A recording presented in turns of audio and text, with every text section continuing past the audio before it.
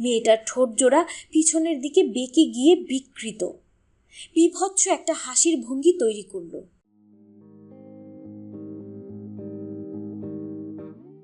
আসসালামু আলাইকুম। স্টোরি লেনে আপনাদের সবাইকে স্বাগতম।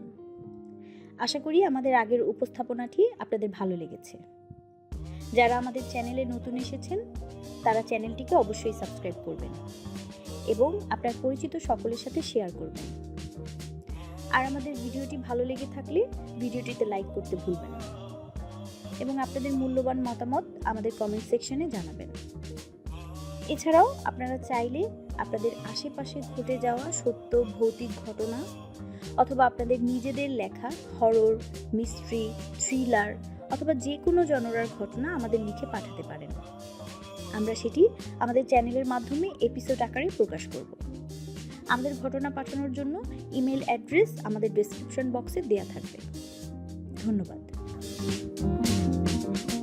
স্টোরি লেনে আমাদের আজকের উপস্থাপনা revenge of the evil daughter. এই গল্পের লেখিকা সামান্থা লি এবং এই বইটি বাংলায় অনুবাদ করেছেন অনিশ দাস অপু। তো শুরু করছি আমাদের আজকের গল্প revenge of the evil daughter. স্বপ্ন দেখছে অ্যানি। স্বপ্ন তবু স্বপ্ন নয়, একটা স্মৃতি, অ্যামির স্মৃতি। দেখছে অ্যামি বনে গেছে সে, আর সে হয়ে গেছে অ্যামি। তবে দুজনে মিলে একজন মানুষে পরিণত হয়েছে। এ হলো সেই পরিবর্তনের ধারাবাহিকতা যেটা ঘটেছিল কানাগুলিতে। ওখানে হঠাৎই এমি ঢুকে পড়েছিল অ্যানির ভেতর। কিছুক্ষণের জন্য সে অ্যামি হয়ে গিয়েছিল। অ্যানি চেষ্টা করলেও অ্যামির বলয় থেকে বেরিয়ে আসতে পারে না। অ্যানির গ্র্যানি গেছেন পাশের ঘরে কেসি উইলিয়ামসের জন্য বিছানা করে দিতেন। নাথান নিচতলায় বসে মদ্যপান করছে নার্ভগুলো সতেজ রাখতে। অ্যানির ইচ্ছে করছে জোরে কেঁদে ওঠে, কিন্তু ও কাঁদতে পারছে না। এই সময় এমি এসে ভর করলো ওর উপর। অ্যানি দেখছে সে কি করে যেন ওই যমজ দুই ভাইয়ের কবল থেকে মুক্তি পেয়েছে। আবার ছুটে পালাচ্ছে সে। কাটা গাছের ঝোপে লেগে ছড়ে যাচ্ছে হাত পা। ওর জামা কাপড় আটকে যেতে চাইছে। ও শুনতে পাচ্ছে ফোঁস ফোঁস নিঃশ্বাস ফেলতে ফেলতে ওর পিছনে ছুটে আসছে ছেলে দুটো। ক্রমে কাছিয়ে আসছে তাদের পদশব্দ। হঠাৎ ঝোপঝাড় থেকে বেরিয়ে এলো অ্যানি ওরফে অ্যামি। খোলা একটি জায়গায় চলে এসেছে। মুষলধারে বৃষ্টি হচ্ছে। বর্ষণের তীব্র ধারা ওর দৃষ্টি ঝাপসা করে দিচ্ছে। কিছু দেখতে পাচ্ছে না সে। ঝুপঝুপ বৃষ্টির চাদর ভেদ করে ফুটে উঠল একটি আলোক রেখা। ক্রমে উজ্জ্বল হয়ে উঠল। অ্যানি ওরফে এমি ছুটে চলে এলো রাস্তার মাঝখানে। পাগলের মতো হাত নাড়ছে, থামতে বলছে চালককে। বাঁচাও, চিৎকার দিল সে। আমাকে বাঁচাও। কালো পোশাকধারী তার বাহনের ব্রেক কষল। তার হেলমেটের ওপর বৃষ্টির ফোঁটা পড়ে আতশবাজির মতো নাচছে। পিছলে যাচ্ছে তার জ্যাকেট বেয়ে, প্যান্টে, তারপর চকচকে বুট জুতোয়। যেন একটা মূর্তিমান শয়তান বসে আছে হার্লি মোটর বাইকে। এক পা মাটিতে রেখে ভারসাম্য রক্ষা করল সে। হেলমেটের কাঁচ তুলে তাকালো। তার চোখ জোড়া বরফ নীল। কি হয়েছে খুকি? জানতে চাইল সে। অ্যানি ওরফে এমি বাইক চালকের জ্যাকেটের আস্তিন চেপে ধরল। টের পেল জামার নিচে তার কঠিন পেশির আভাস। আমাকে বাঁচান, আকুতি করল সে। দুটো ছেলে, ওরা তোমাকে বিরক্ত করছে। ওদের কাছে ছুরি আছে। বাইক চালক ওর মাথার উপর দিয়ে তাকালো। ঘুরে লোকটির দৃষ্টি অনুসরণ করলো। গ্র্যাডি ভ্রাতুদয় ঝোপের আড়াল থেকে বেরিয়ে এসেছে। মোটরসাইকেল আরোহীকে দেখি তারা অ্যাবাউট টার্ন করলো। যেদিক থেকে এসেছিল সেদিকে চলে গেল। লোকটা তীক্ষ্ণ দৃষ্টিতে তাকালো ওর দিকে। কি নাম তোমার খুকি? হেলমেটের ভেতর থেকে ভেসে এলো ভৌতিক একটা কণ্ঠ। অ্যামি উইলিয়ামস। পেছনের অতিরিক্ত আসনের গায়ে থাপড়া মারল ওর রক্ষাকর্তা। তোমার ভাগ্য ভালো, আমি এদিক দিয়ে যাচ্ছিলাম। সিটে উঠে বসো। আমাকে শক্ত করে জড়িয়ে ধরে থাকো, আমি তোমাকে বাড়ি পৌঁছে দেব। এক একবারে দুধাপ করে সিঁড়ি টপকালো শেরিফ। সিঁড়ির শেষ মাথায় দেখা হয়ে গেল ডাক্তার ব্রাউনের সঙ্গে। খবর কি ডাক্তার? শক। দু এক জায়গায় ছড়ে কেটে গেছে, শরীরের তাপ একদম নেমে গেছে। ওকে আমি স্বল্প মাত্রায় সিডেটিভ দিয়েছি, ওর এখন চমৎকার একটি ঘুম দরকার। মাথা ঝাঁকালো জোনাস। ডাক্তার ব্রাউন গেলেন পাশের কক্ষে কেসি উইলিয়ামসকে পরীক্ষা করে দেখতে। অ্যানির ঘরে ঢোকার আগে মাথা থেকে ক্যাপটি খুলে নিল শেরিফ। মার্থা নাতনির শিওরে বসে আছেন, অ্যানির একটা হাত ধরে রেখেছেন। শেরিফের উপস্থিতি টের পেয়ে তার দিকে মাথা ঘুরিয়ে তাকালেন। এই কয়েক ঘন্টায় ভদ্রমহিলার বয়স যেন বেড়ে গেছে 10 বছর। গোলাপি গালের লালিমা অদৃশ্য, মুখখানা রক্তশূন্য, মরার মতো। শেরিফ সিদ্ধান্ত নিল আগামী বছর সে তার শহরে কোনো হ্যালোউইন ডে পালন করতে দেবে না। ছায়ার মতো নীরবে শুয়ে আছে অ্যানি, গোলাপি পাজামার মধ্যে যেন একটা মমি। তার মেরে বাদামি চুল ছড়িয়ে পড়েছে হলুদ বালিশে। ওর মা এ বয়সে দেখতে অবিকল এরকমই ছিল। কি যে অদ্ভুত মিল মা মেয়ের চেহারায়। অ্যানিকে যদি কেউ আঘাত করে থাকে। চোয়াল শক্ত হলো জোনাসের। সে এগিয়ে গিয়ে মেয়েটির ঘুমন্ত মুখের দিকে তাকিয়ে থাকল। ডাক্তার ব্রাউন বললেন ও ঠিক হয়ে যাবে। মার্থার কণ্ঠে স্বস্তি। উনি তো খুবই ভালো ডাক্তার। বৃদ্ধা একটা হাত বাড়িয়ে দিলেন, তাকে সিধে হতে সাহায্য করল শেরিফ। সব ভালো যার শেষ ভালো তার, তাই না? বলল সে। ঘটনার এখনো বাকি আছে জোনাস, তোমাকে একটা জিনিস দেখাবো আমি। মিসেস জনস্টন একটি সোনার লকেট দিলেন শেরিফের হাতে। নাথান অ্যানিকে বাড়ি নিয়ে আসার পরে ওর হাতে এটা পাই আমি। জোনাস লকেটটা উল্টে দেখল। ভেতরে একটা লেখা আছে। বললেন মিসেস জনস্টন, পড়ো। জোনাস লকেটের ছোট্ট বোতামে চাপ দিতেই খুলে গেল ওটার ডালা। ভেতরে ফ্যাকাশে চেহারার এক মহিলার বিবর্ণ ছবি। ডালার মধ্যে লেখা, অ্যামিকে তার 14তম জন্মদিনে ভালোবাসা সহ, মা। হাসপাতালে নিজের বিছানায় নড়ে চড়ে উঠল জ্যাকি গ্র্যাডি। চোখ মেলল, তাকালো চারপাশে। তার মা বিছানার শেষ মাথায় বসে ঢুলছে, হাতের মুঠোয় লেসওয়ালা দোমড়ানো মোচড়ানো একখানা রুমাল। আবার চোখ বুঝল গ্র্যাডি। কোনো একটা ভজঘট হয়ে গেছে, টের পাচ্ছে সে। তার বাবা আর মেয়েটাকে নিয়ে কিছু একটা ঘটেছে। ওর ষষ্ঠ ইন্দ্রিয়ের শক্তিতে যমজ ভাইয়ের কোনো সমস্যা বা ঝামেলা হলে সে টের পেয়ে যায়। তার ভাইটি অবশ্য তার মতো অতটা নির্দয় এবং নিষ্ঠুর নয়। বিপদে পড়লে ভয়ে সিটিয়ে যাবার ছেলেই নয় জ্যাকি। সে জানে কি করতে হবে। ওই মেয়েটার কারণে যদি তাদেরকে কোনো ঝামেলায় পড়তে হয়, তাহলে মেয়েটাকে দেখে নেবে সে। তবে আগে মাকে এখান থেকে ভাগানো দরকার। মার হাত স্পর্শ করল সে। সঙ্গে সঙ্গে জেগে গেলেন মিসেস গ্র্যাডি। দুঃস্বপ্ন দেখার মতো চমকে উঠলেন। প্রায় সঙ্গে সঙ্গে দু চোখ অশ্রুতে ভরে গেল তার। ওহ খোকা, ফুপিয়ে উঠলেন তিনি।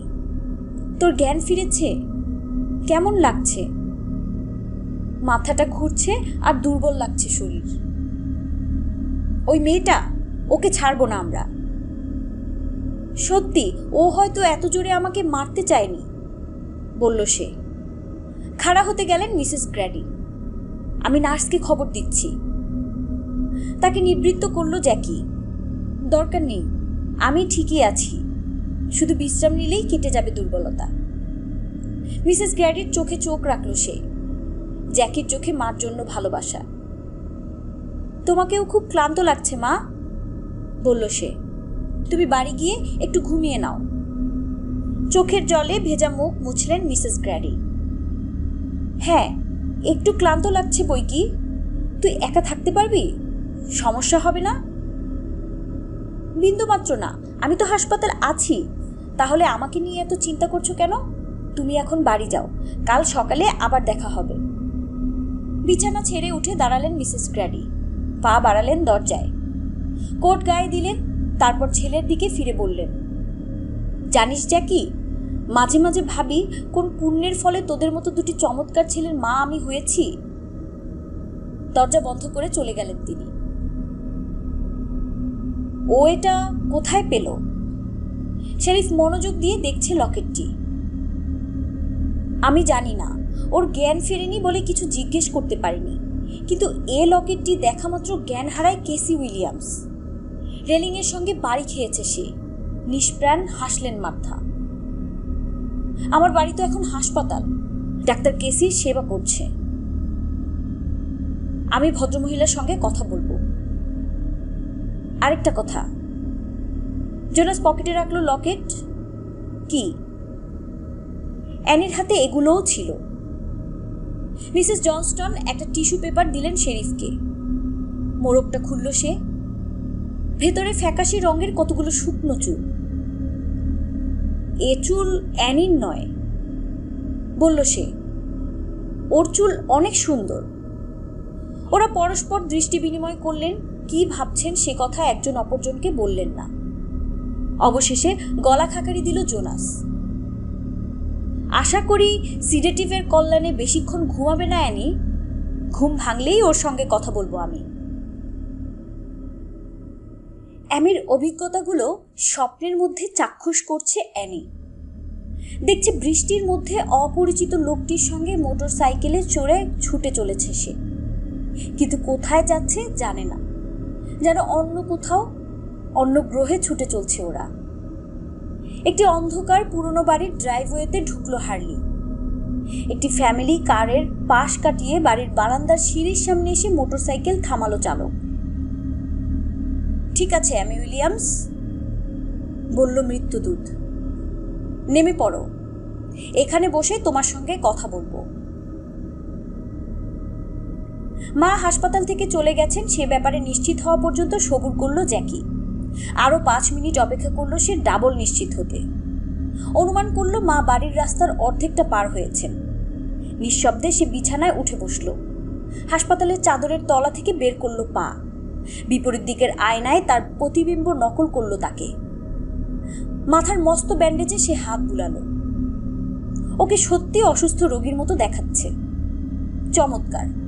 কোনো ঝামেলা হলে বলতে পারবে অসুস্থতার কারণে তার মস্তিষ্ক কাজ করছিল না। সে বুঝতে পারেনি কি করছে। তবে হ্যালোউইন ডে হলেও হাসপাতালের গাউন পরে রাস্তায় হাঁটাহাঁটি করা সম্ভব নয়। চারপাশে তাকালো জ্যাকি। একটা চেয়ারে নিজের জামা কাপড় দেখতে পেল সে। মা পরিপাটি করে গুছিয়ে রেখেছেন। দ্রুত কাপড় পরতে লাগলো জ্যাকি। আমার বউ এখানে? মার্থা জনস্টনের বাড়ির দরজায় দাঁড়িয়ে টলছে বিলি উইলিয়ামস। চোখ দিয়ে আগুনের হলকা বেরোচ্ছে। জি স্যার, কাপা গলায় বলল নাথান। উনি ওপর তলায় আছেন। ওখানে সে কি করছে? ওর শরীর ভালো না। কিচেন থেকে বেরিয়ে এসে বললেন মিসেস জনস্টন, অজ্ঞান হয়ে গিয়েছিল, ওকে চা খাওয়াতে যাচ্ছি।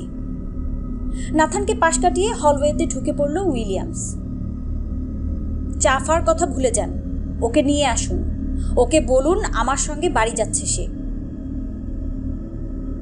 এখন উনি বাড়ি যেতে পারবেন না, বলল শেরিফ। সিঁড়ির মাথায় দাঁড়িয়ে আছে সে। ক্যাপটা বাম হাতের তর্জনীর গোড়ায় ঝুলছে। মাথায় আঘাত লেগেছে, পড়ে গিয়ে ব্যথা পেয়েছেন। আমি ওকে বাড়ি নিয়ে যাব। মদের প্রভাব এখনো কাটেনি বলে শেরিফের প্রচ্ছন্ন হুমকিটা বুঝতে পারেনি। একটা মানুষ 3 দিন ধরে রাস্তায়, বাড়ি ফিরে আসার পরে তাকে অন্তত রাতের খাবারটা রেঁধে দেয়া দরকার। ওকে বলুন এক্ষুনি যেন নিচে নেমে আসে।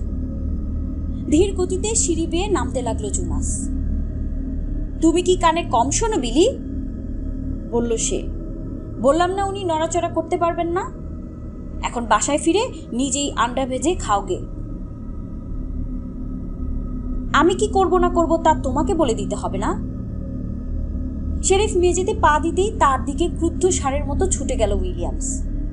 একপাশে সরে দাঁড়িয়ে বিলির মোটা কবজিটা ধরে মুচড়ে পিঠের কাছে নিয়ে এলো জোনাস। কথায় কথায় হাত চলে না।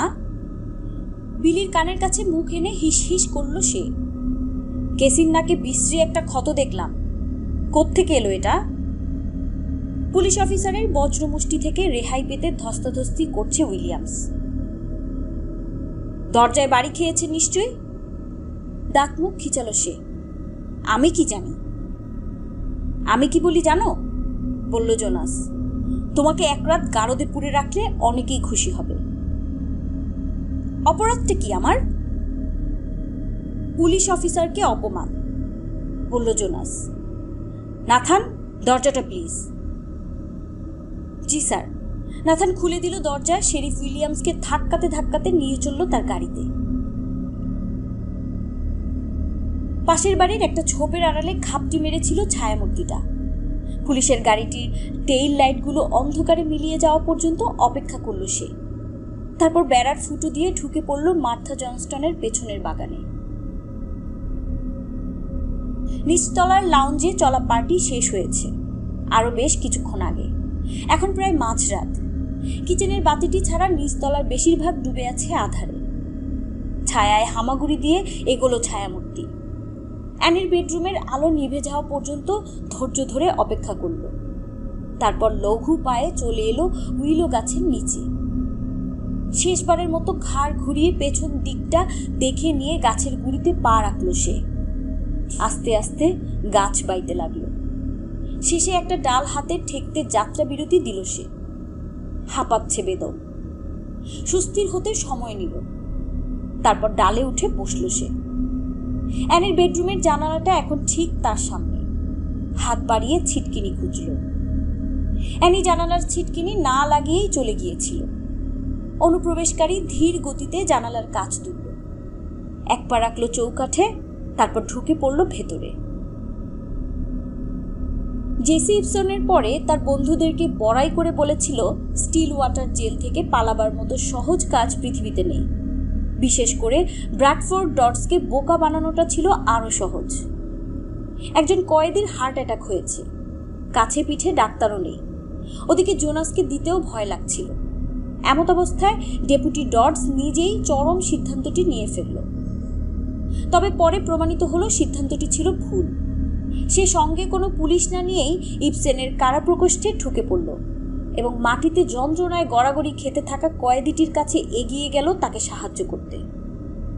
ডটসকে কুপকাত করে তার পকেট থেকে চাবি নিয়ে মুক্ত হয়ে সেল থেকে বেরিয়ে যেতে মাত্র 20 সেকেন্ড সময় লাগলো জেসি ইপসেনের। রাতের দ্বিতীয় কয়েদি বিলি উইলিয়ামসকে নিয়ে থানায় ফিরে শেরিফ দেখে ডটসকে ইপসেনের সেলে তার নিজেরই হ্যান্ডকাফ দিয়ে বেঁধে রাখা হয়েছে এবং বাইকলা অদৃশ্য। এ কি ব্র্যাড? অবাক হয়ে জোনাস জিজ্ঞেস করলো তার সহকারীকে, তুমি ওকে পালাতে দিলে কি করে? কি হয়েছে? আমি ভেবেছিলাম ওর হার্ট অ্যাটাক হয়েছে, সাফাই গাইবার চেষ্টা করলো ডটস। এমন অভিনয় করছিল বিশ্বাস না করে পারিনি। বিশ্বাস তো করতেই হবে। অট্ট হাসিতে ফেটে পড়ল বিলি। তাকে ইপসেনের পাশের সেলে ঢুকিয়ে দিয়েছে জোনাস। চুপ করো বিলি, এটা কোনো হাসি ঠাট্টার বিষয় নয়। সে একটা মেসেজ রেখে গেছে, জানালো ডটস। রক্ত দিয়ে লেখা মেসেজ? মস্করা করলো উইলিয়ামস। বলেছে আমরা যেন তার শুভেচ্ছা পৌঁছে দেই এমিকে। অকস্মাৎ কবরের নিস্তব্ধতা নেমে এলো জেলখানায়। বিলি উইলিয়ামসের মুখ থেকে উবে গেছে হাসি। শেরিফ এমন দৃষ্টিতে তাকালো ডটসের দিকে, ডেপুটির পেটের ভাত চাল হয়ে গেল। সে হ্যান্ডকাফ খুলে সেল থেকে বের করে নিয়ে এলো তার সহকারীকে। ঢুকলো অফিসে। Take it easy sheriff. Bradford ডটস বুঝতে পেরেছে সে এমন বেমাক্কা একটি মন্তব্য করে বসেছে যা বলা মোটেই উচিত হয়নি। তোমার মাথায় কি বুদ্ধিশুদ্ধি কোনোদিনই হবে না? বলল জোনাস। তবু ডটস তার দিকে ফ্যাল ফ্যাল করে তাকিয়ে আছে দেখে চোখ করল। তুমি যার কথা বললে সে ওই লোকটার মেয়ে। যাকগে, বাদ দাও। যাও, আমার জন্য একটা বার্গার আর কিছু আলু ভাজা নিয়ে এসো। বিব্রত সহকারী খাবার কিনতে থানা থেকে বেরিয়ে যাওয়ার পরে জোনাস রেডিও নিয়ে ব্যস্ত হয়ে পড়ল। সে জেসি ইপসেনের পলায়নের খবর জানিয়ে দিল। বলল সন্দেহ করা হচ্ছে এই মোটরসাইকেল চালক একটি হত্যাকাণ্ডের সঙ্গে জড়িত। 1 বছর আগে এমি উইলিয়ামসের নিখোঁজ হবার সঙ্গে এর সম্পর্ক রয়েছে। শেরিফ এবং তার ডেপুটি চলে যাওয়ার পরে প্যান্টের পেছনের পকেট থেকে আধ খাওয়া ওয়াইল্ড টার্কির বোতল বের করলো বিলি। এমিকে শুভেচ্ছা জানাতে বলেছে। বাইকলা এ কথা বলে কি বোঝাতে চেয়েছে? লোকটা আসলে কে, কি নিয়ে কথা বলছে সে? মোচড় দিল বিলির পেট। চুপি চুপি গেলার জন্য মদের বোতলটা মুখের সামনে উঁচু করে ধরল সে। খালি পেটে তরল পদার্থটা স্রোতের বেগে ঢুকল। মাথাটা কেমন চক্কর দিল, তবে এতে অন্তত তার মানসিক যন্ত্রণাটা কমবে। কেসিকে ওর বাড়ি নিয়ে যেতেই হবে রান্না করার জন্য। এখনো পেটে একটা দানা পড়েনি বিলির। মহিলাটা আসলে একটা বোকা, ওকে বিয়ে করাই উচিত হয়নি বিলির। মহিলা কিছুই দিতে পারেনি তাকে, শুধু এমিকে ছাড়া। এমি তার জানের জান। মেয়ের কথা মনে হতে অশ্রু সজল হয়ে উঠল বিলির চোখ। শিরাযুক্ত নাকের পাশ দিয়ে গড়িয়ে নামতে লাগলো পানি। এমিকে সে খুব মিস করছে। হঠাৎ বরফ শীতল দমকা একটা হাওয়া বয়ে গেল কারা প্রকোষ্ঠের ভেতরে। শিরশির করে উঠল বিলির গা। যখন সে এমির বয়সী ছিল, এভাবে শিউরে উঠলে বাচ্চারা বলতো একটা ভূত এই মাত্র হেঁটে গেল তোমার কবরের উপর দিয়ে। যত সব ফালতু কুসংস্কার। সবাই জানে ভূত বলে কিছু নেই দুনিয়ায়। মাথাটা পিছিয়ে নিল বিলি। আরেক ঢোক মদ পান করে শীতল হাড় গরম করে নেবে। হঠাৎ একটা খসখস আওয়াজ তার মনোযোগ আকর্ষণ করল। সেলের উঁচু দেয়ালের মাথায় ছোট গড়াদওয়ালা একটি জানালা। ওখানে কিছু একটা নড়াচড়া করছে, খসখস শব্দ হচ্ছে। বোতলের মুখে চিপি এঁটে সিধে হলো বিলি। ডান দিকে গড়াদওয়ালা জানালাটার দিকে এগিয়ে গেল। গলাটা সারসের মতো বাড়িয়ে দেখার চেষ্টা করলো খসখস আওয়াজের উৎসটা কি। গড়াদের ফাঁক দিয়ে উকি দিল ছোট্ট যন্ত্রণাকাতর একটি মুখ। মুখটির সঙ্গে তার মেয়ের চেহারার অস্বাভাবিক একটা মিল রয়েছে। মেয়েটার ঠোঁট জোড়া পিছনের দিকে বেঁকে গিয়ে বিকৃত, বিভৎস একটা হাসির ভঙ্গি তৈরি করল। এই বাবা, ডাকলো ওটা। বিলির হাত থেকে হুইস্কির বোতল খসে পড়ে ঝনঝন শব্দে ভাঙল। আতঙ্কে আর্তনাদ করল বিলি। শেরিফ মাত্র রিসিভার নামিয়ে রেখেছে এমন সময় বোতল ভাঙার শব্দ শুনতে পেল সে সঙ্গে ভীতিকর চিৎকার। সে ছুটে গেল বিলির সেলে। দেখল হুইস্কির পুকুরে হাঁটু মুড়ে বসে আছে বিলি উইলিয়ামস। তার হাত কেটে গেছে ভাঙা কাচে, মুখ দিয়ে ফেনা বেরোচ্ছে। বিকট চিৎকার করতে করতে সে বলছে অ্যামির ভূত এসেছিল তাকে ধরতে। অ্যানি বিছানায় শুয়ে আছে, কিন্তু এটা কার বিছানা? ঝিমানো ভাব নিয়ে চারপাশে তাকালো। দেয়ালে পপ তারকাদের ছবি। বহুক্ষণ বাদে যেন এক যুগ পরে নিজেকে নিরাপদ মনে হলো অ্যানি। তবে তা এক মুহূর্তের জন্য মাত্র। কালো একটা মেঘ নেমে এলো ওর ওপর। শ্বাস নিতে পারছে না অ্যানি। কেউ কিছু একটা চেপে ধরেছে ওর মুখের ওপর, একটা বালিশ। হাত পা ছুটতে লাগলো অ্যানি। বালিশের একটা কিনারা ধরে চেষ্টা করছে ওটা মুখের ওপর থেকে সরিয়ে দিতে। সেকেন্ডের ভগ্নাংশ সময়ে সফল হলো অ্যানি। বালিশটা মুখের ওপর থেকে সরাতে পারলো ও এক লহমার জন্য। মুখ হা করে দম পড়ে নিল বুকে। ওই এক সেকেন্ডের মধ্যেই চাঁদতারা আর সোনালি চাঁদাকা ছাদের দিকে দৃষ্টি গেল ওর। অ্যানি বুঝতে পারলো সে নিজের ঘরে চলে এসেছে, গ্র্যানির বাড়িতে। বালিশটা আবার নেমে এলো মুখের ওপর। প্রাণপণ চেষ্টা করেও ঠেলে সরাতে পারছে না। হামলাকারী তার চেয়ে অনেক বেশি শক্তিশালী। যতক্ষণ পারল নিঃশ্বাস বন্ধ করে রইল অ্যানি। যতক্ষণ ওর শরীরে কুলালো, ওর শরীর থেকে পেরিয়ে গেল কার্বন ডাই অক্সাইড। একটু বাতাসের জন্য বেদম ছটফট করছে ও। মাথাটা ঝিমঝিম করছে। চোখের সামনে সাদা আলোর ফুলঝুরি। মনে হলো আবার পানিতে পড়ে গেছে ও, ডুবে যাচ্ছে। মাথাটা যেন বিস্ফোরিত হবে। কোথায় যেন পড়েছিল অ্যানি। মানুষ কয়েক সপ্তাহ না খেয়েও বেঁচে থাকতে পারে, জল পান না করে বাঁচে কয়েকদিন, কিন্তু বাতাস ছাড়া 3 মিনিটও টিকতে পারে না। অক্সিজেনই জীবন। না না, তার স্বরে চিৎকার করছে ওর মন, আমি মরতে চাই না। তারপর ওপরওয়ালা যেন শুনতে পেলেন ওর আর্তনাদ। মুখের ওপরে ওজনটা হঠাৎ নির্ভর হয়ে গেল। অ্যানির খালি ফুসফুসে হু হু করে ঢুকলো জীবনদায়ী অক্সিজেন। কানে শো শো গর্জন। গর্জন ছাপিয়ে অন্ধকারে একটা ধস্তাধস্তির আওয়াজ ভেসে এলো। বুক ভরে বাতাস নিয়ে বিছানায় উঠে বসলো অ্যানি এবং ঘর ফাটিয়ে চিৎকার করে ডাকতে লাগলো গ্র্যানিকে। তবে ঘরের বাতি জ্বেলে দিল কেসি উইলিয়ামস। আলোর বন্যায় ভেসে গেল কামরা, উদ্ভাসিত হলো সবকিছু। বিছানার এক কোণে পালকের তৈরি ল্যাপটা থুতনি পর্যন্ত টেনে নিয়ে কুকড়ে বসে আছে অ্যানি। ঘরের মাঝখানে গালিচার উপর মারামারি করছে দুজন। একজনের চেহারা বেজির মতো, পরনে কালো চামড়ার পোশাক। অপরজন একটি কিশোর, তার মাথায় ব্যান্ডেজ, গায়ে ভ্যাম্পায়ারের ড্রেস। কি হচ্ছে? ছুটতে ছুটতে এলেন মার্থা জনস্টন। কেসিকে ঠেলে সরিয়ে ঘরে ঢুকে দেখলেন জ্যাকি গ্র্যাডি বাইকলার কবল থেকে নিজেকে মুক্ত করে নিয়ে হাঁপাচ্ছে। আমি ওকে এখানে আসতে দেখেছিলাম। ইবসেন কিছু বলার আগেই হড়বড় করে বলল জ্যাকি, আমি ওর পিছু নেই। ও অ্যানিকে দম বন্ধ করে মারতে চাইছিল। কি তুমি? ছেলেটার দিকে তেড়ে গেল যুবক। চট করে মিসেস জনস্টনের পেছনে আড়াল নিল জ্যাকি। তিনি একটা হাত তুললেন বাইকওয়ালাকে বাধা দিতে। যুবক এক ঘুষিতে বৃদ্ধাকে মাটিতে শুইয়ে দিতে পারত। সে হাতও তুলল মারার ভঙ্গিতে, কিন্তু গ্র্যানির দিকে চোখ পড়তে নামিয়ে নিল হাত। নাথান! সিঁড়ির দিকে মুখ ফিরিয়ে ডাক দিলেন মিসেস জনস্টন। শেরিফকে ফোন করো, এক্ষুনি ওকে এখানে চলে আসতে বলো। আমি বরং ওকে কাঁথা বালিশ নিয়ে আসতে বলি, ফোন করতে করতে বলল নাথান।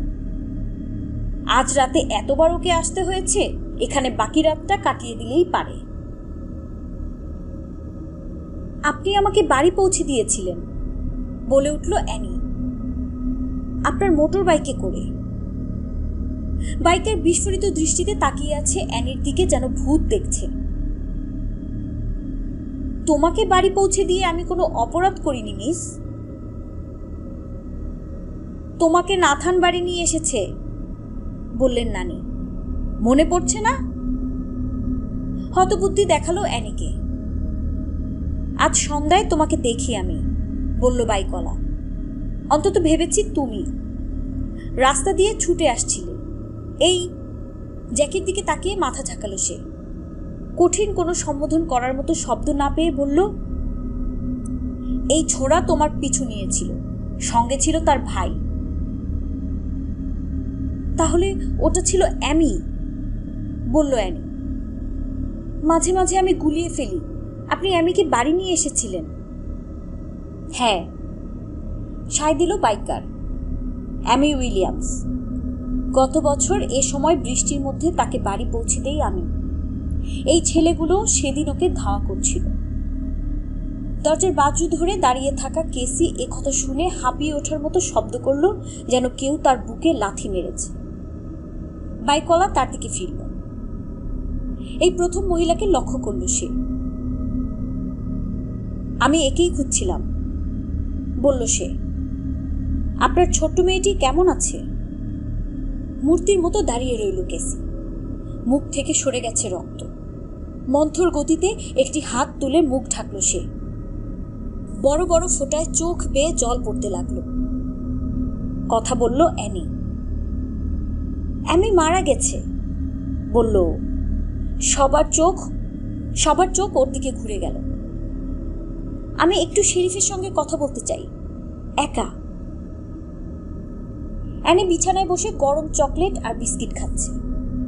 ওর পেটে এতক্ষণ কোনো দানা পানি পড়েনি বলেই হয়তো রাক্ষসী খিদে লেগেছে।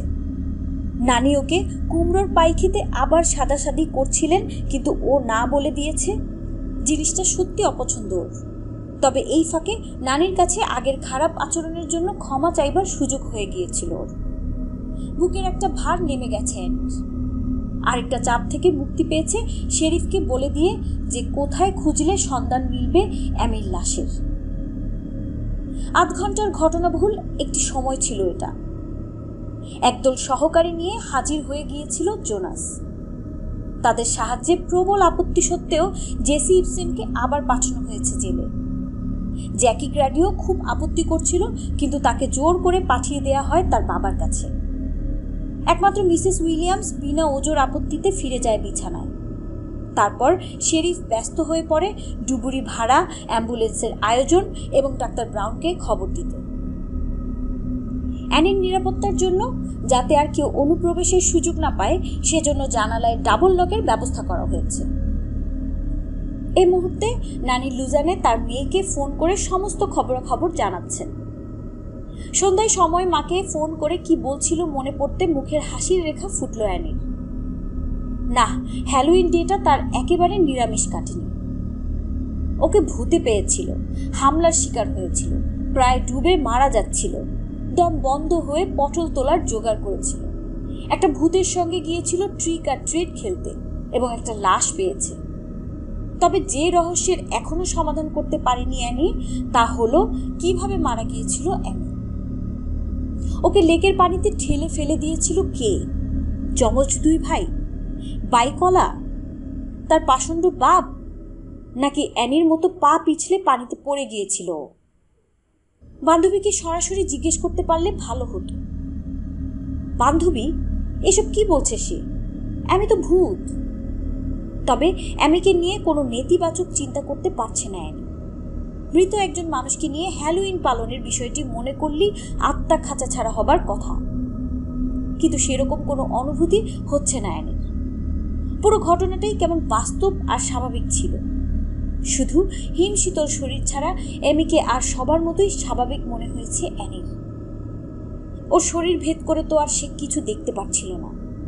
শুধু অস্বস্তিকর ব্যাপার একটাই ছিল, অ্যানির মাথার ভেতর অ্যামি যখন তখন ঢুকে পড়তো আর বেরোতো। এটুকুই ওকে অন্যদের থেকে আলাদা করেছে। জানালার দিকে তাকালো অ্যানি। গাল বেয়ে এক ফোঁটা জল পড়ল। খুব স্বল্প সময়ের মধ্যে ওরা একে অন্যের কাছাকাছি চলে এসেছিল। দুজন মানুষ একা থাকলে বোধহয় এরকমই হয়। আমেরিকায় আসার পরে অ্যানির কোনো বন্ধু হয়নি। অ্যামি মৃত হোক বা জীবিত, তার সঙ্গ পেতে, কথা বলতে যে অ্যানির ভালো লেগেছে সেটাই আসল কথা। এবং সত্য কথা এটাই যে সে ওকে মিস করবে, ও যেই হোক। জ্যাকি এবং জো বসে বসে মাথায় প্রায় মাথা ঠেকিয়ে মতলব ভাবছে। অ্যানির কারণে তাদের বাবা তাদেরকে হুমকি দিয়েছেন তাদেরকে মিলিটারি একাডেমিতে পাঠিয়ে দেবেন। ওখানে গেলে জীবন কয়লা। মেয়েটাকে শাস্তি দিতেই হবে, বলল জ্যাকি।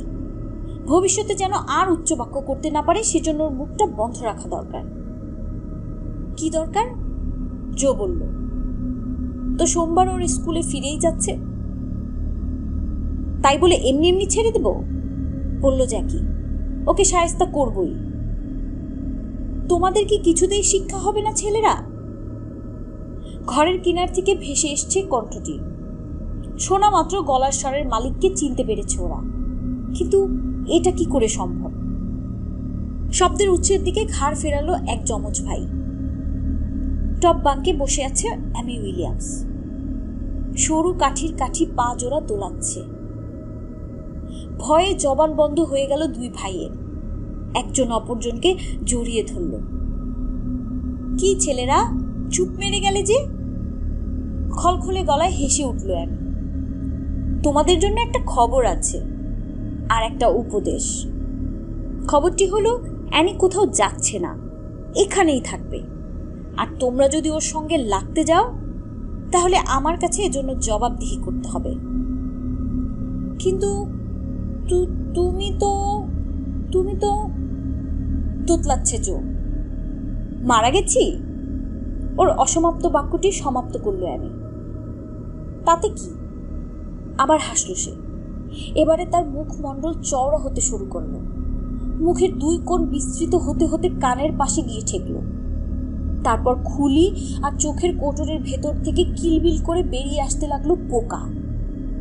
পোকাগুলো ছড়িয়ে পড়ল ওর মুখে, ঘাড়ে ও সুতির জামায়। ধীরে ধীরে ওর শরীর গলে যেতে শুরু করলো। সবুজ চকচকে আঠালো একটি পদার্থে পরিণত হচ্ছে গায়ের মাংস। পচা শরীর থেকে ভয়ানক বিকট গন্ধ আসছে। আঠালো মাংসপিণ্ড গলে গিয়ে ফোটায় ফোটায় ঝরতে লাগলো বিছানার চাদরে এবং মেঝে। সবুজ তরলটা ফ্লোরবোর্ডের ফাটলে অদৃশ্য হয়ে যাওয়ার পূর্ব মুহূর্তে অপার্থিব ভৌতিক একটি কণ্ঠ প্রতিধ্বনি তুলল ঘরে। তোমাদেরকে কিন্তু সাবধান করে দিয়ে গেলাম। গলা ফাটিয়ে চিৎকার দিতে লাগলো জো এবং জ্যাকি।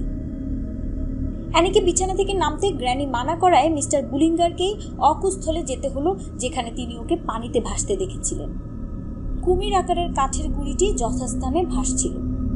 তার পাশে নলখাগড়ার জঙ্গলের ধারে বুড়বুড়ি কাটছিল অ্যামি উইলিয়ামসের কঙ্কাল।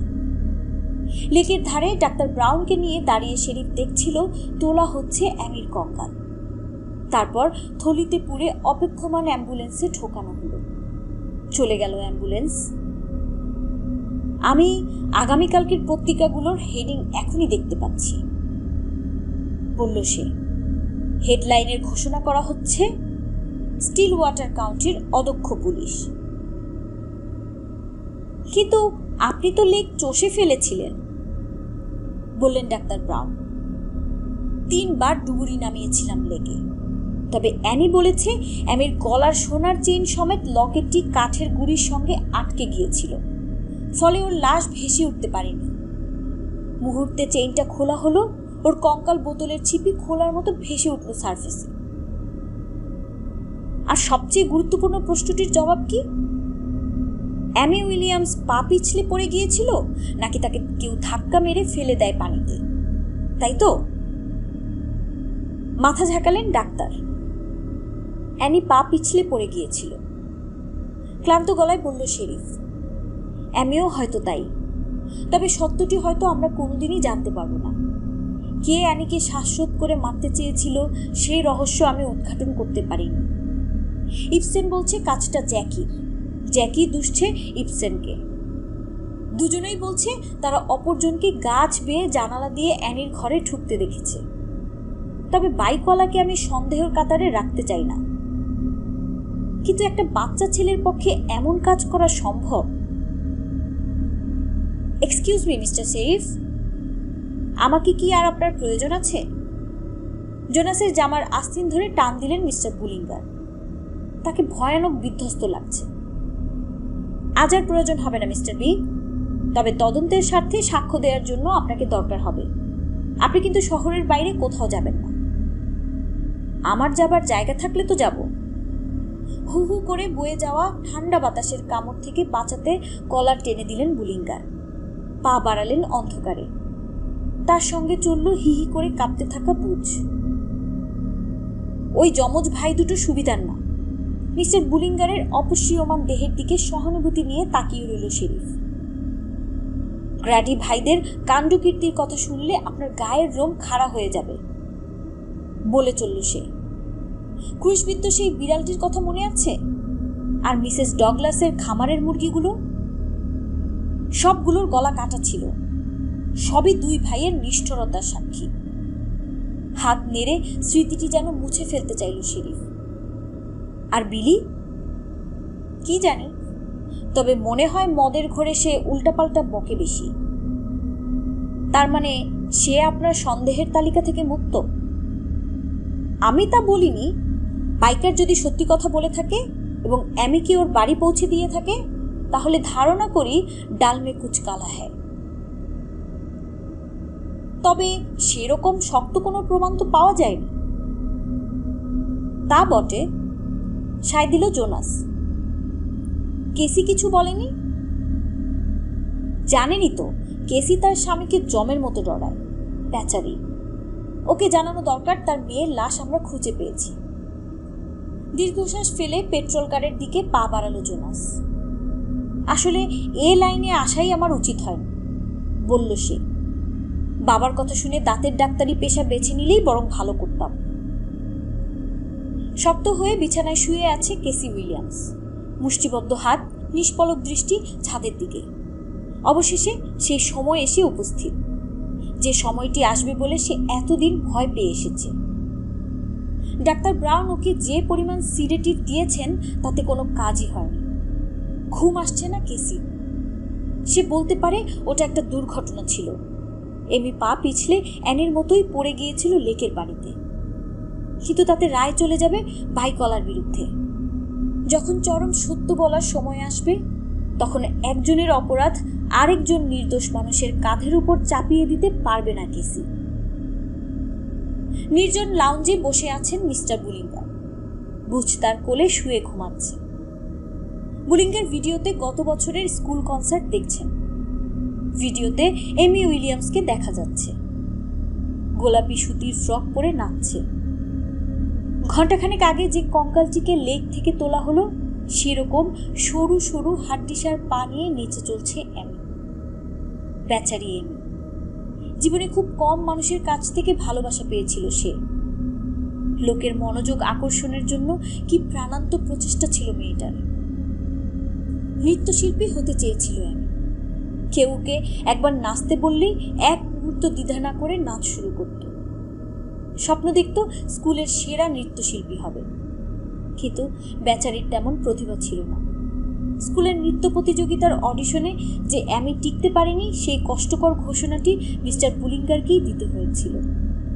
শুনে আমি এমন ঘৃণাভরা দৃষ্টিতে তাকিয়েছিল মিস্টার বুলিঙ্গারের দিকে যে তিনি হতচকিত হয়ে যান।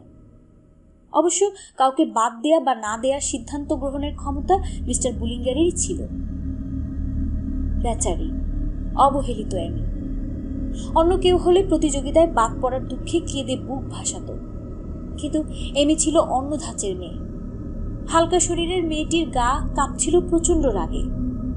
চলে যাবার আগে যে বিষ মিশা নিয়ে এমি তার দিকে তাকিয়েছিল, যে কথাগুলো বলেছিল অন্তরের বিষ ঢেলে, সে স্মৃতি জীবনে বিস্মৃত হবে না মিস্টার বুলিঙ্গার।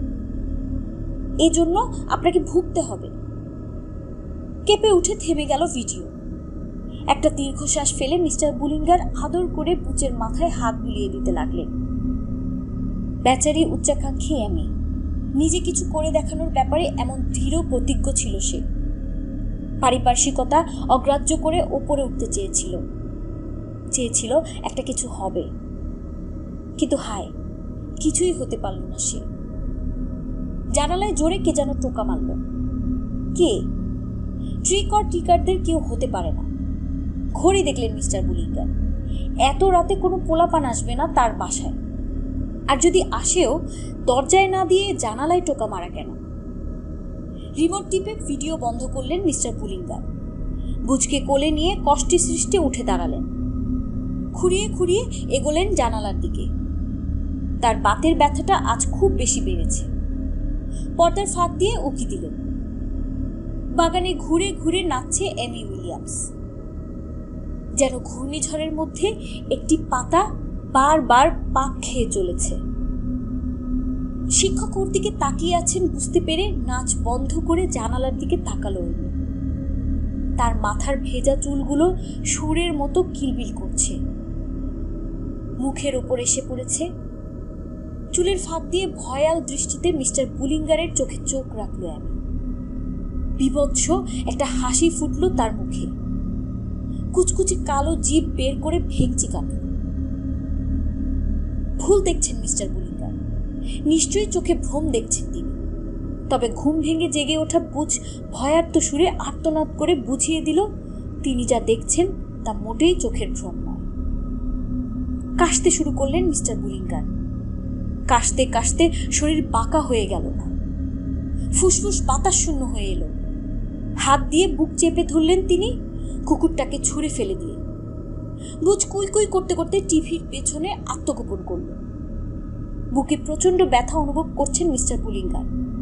ব্যথাটা ছড়িয়ে পড়ল বাম হাতে। স্পাতের একটা শাঁসারি যেন শক্ত করে চেপে ধরতে লাগলো তার বুকের খাঁচা, চাপ দিয়ে ভেঙে ফেলছে পাঁজর, ফুসফুসের অক্সিজেন সাপ্লাই বন্ধ করে দিচ্ছে। সামনের দিকে হুমড়ি খেলেন মিস্টার বুলিঙ্গার। আঁকড়ে ধরলেন জানালার ভারী মখমল পর্দা। তার শরীরের ভার সইতে না পেরে পরপর করে ছিঁড়তে লাগলো পর্দা। টানের চোটে রেলিং ছিটকে এসে তার গায়ে আছড়ে পড়ল। মেঝেতে পড়ে গেলেন মিস্টার বুলিঙ্গার।